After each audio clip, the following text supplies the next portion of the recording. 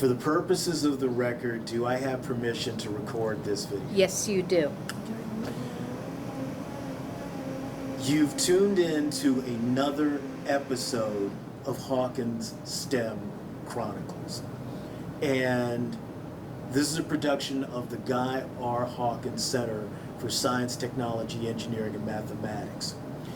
So whether you are professionally a scientist, a technologist, an engineer, or a mathematician, whether you're studying it in school, whether you're just curious about what science, technology, engineering, and math is, you've come to the right place. We want you here, and we're glad you're here. Now, I have a friend of mine here, and I want to ask her a few questions because it was something her father told me once, and I want you to share this with our friends that are on YouTube. Hi. And your name? My name is Elizabeth. Okay. Now, your father told me a story about when you were teaching and you wanted to set up a science fair. Okay, so what had happened was I had just been transferred into this school, and it was a very high needs school, and they had not had, when I transferred in, they had no one who was willing to be the science and mathematics leader for the school. And so I had just transferred in. They asked me if I would be willing to do that. And I said, yes, I will do that. You know, I love science. I love mathematics. I'm more than willing to be the person who arranges things for our school to enrich it. And so I had decided that we needed to start setting up the science fair. And I said that what I would do is I would contact, at the time my husband worked for NASA, and I knew a number of scientists who worked at NASA and also some scientists who worked at the FDA and just a lot of the federal agencies. And so I contacted all of my friends who were scientists, and I said, does anyone have enough free time that they can come down and help me judge my science fair? Because I really want to hype up this science fair and get the kids invested. And so I had a number of scientists say, yes, we will do this. And I began saying to the students, we're going to have scientists from NASA, from FDA, from the Weather Service. We're going to have all of these people come into our school and judge our science fair. So I want you to put in your best effort, and let's really show them what we can do. And I had my principal come up to me and said, don't promise things that you can't keep, because I don't want you hyping this up to the kids and then these scientists from NASA are not going to come down to the hood. You just have to understand that you're not going to get these scientists down into the hood, and they are not going to come to our school and do this. And I said, well, I'm pretty sure they will. Well, eventually, I did get a number of scientists from various federal agencies, but especially from NASA. I had some researchers from NASA come down and be judges for the science fair, and it worked out very well.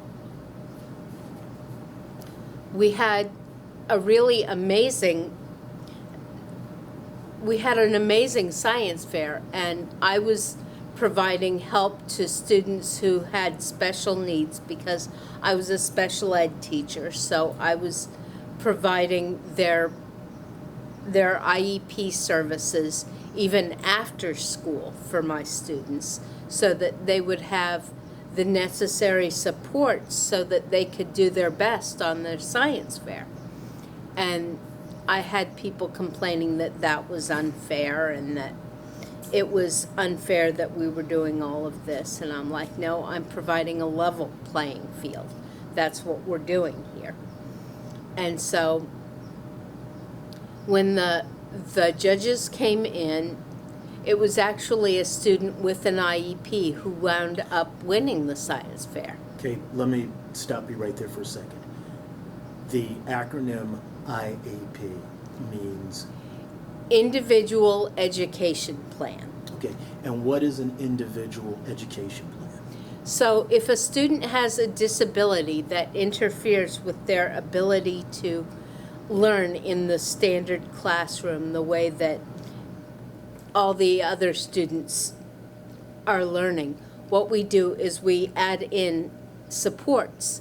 So for instance, I'm blind. I cannot currently read and write with standard text sizes. Like if you pull out a normal novel, it's difficult for me to read it because I can't see it properly.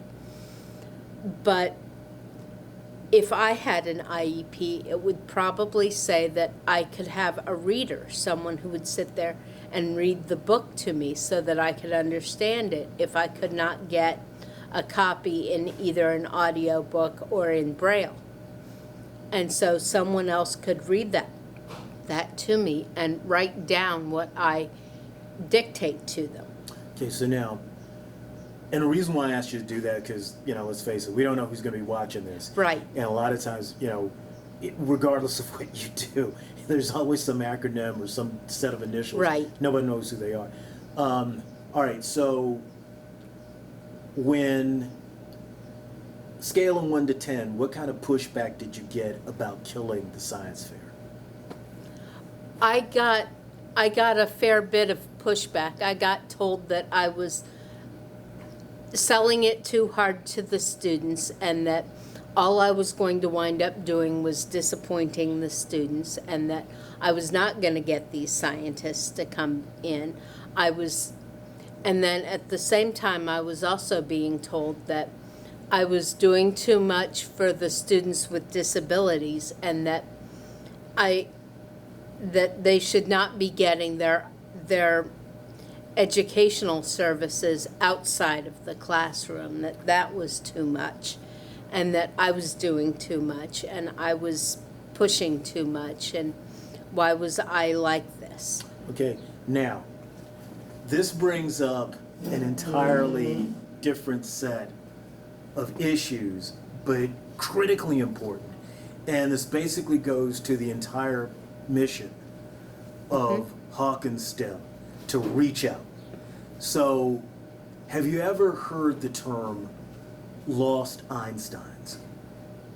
I have not, but it's reminding me of something that Malcolm X said, Okay. that there are so many people who could be incredible mathematicians, but instead they're running books on the street. Okay. Now, that's funny, because I remember reading that too, but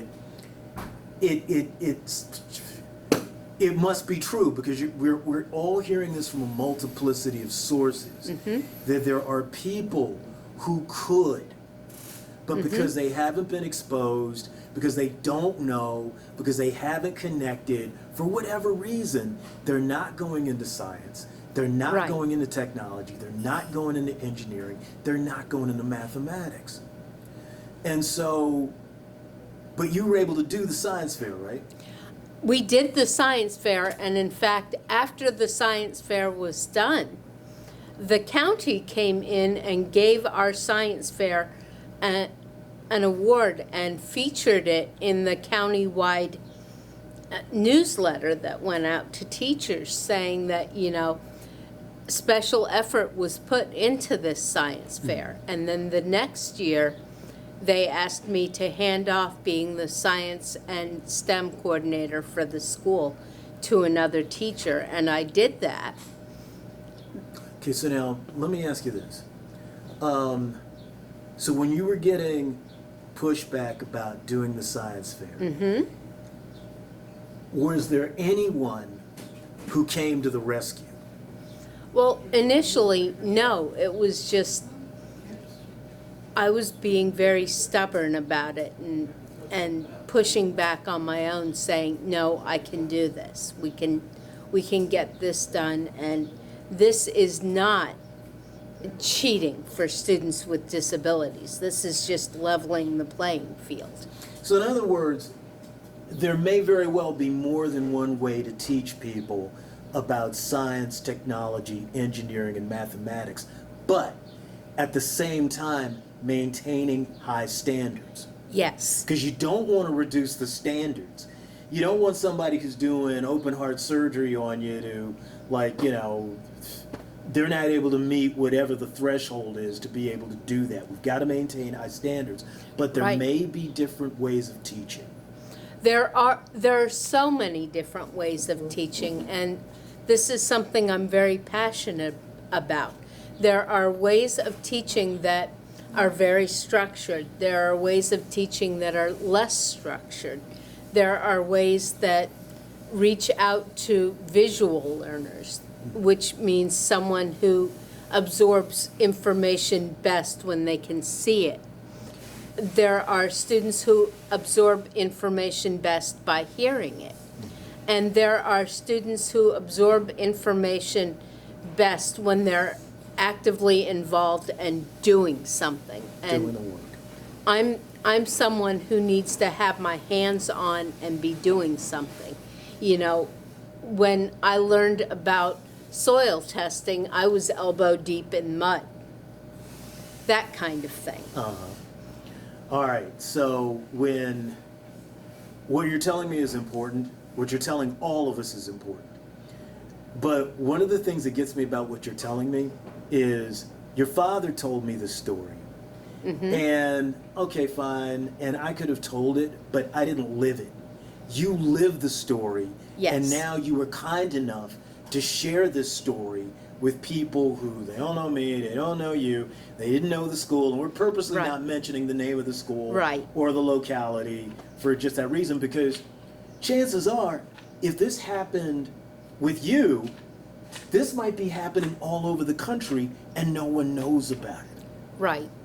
So I want to thank you for sharing the story, and we're going to wrap up here because we got to wrap up. Okay. But again, if you like this kind of content, if you think this kind of content is important, after you've watched it, please like and subscribe. Again, this has been another episode in the Hawkins STEM Chronicles. Thank you.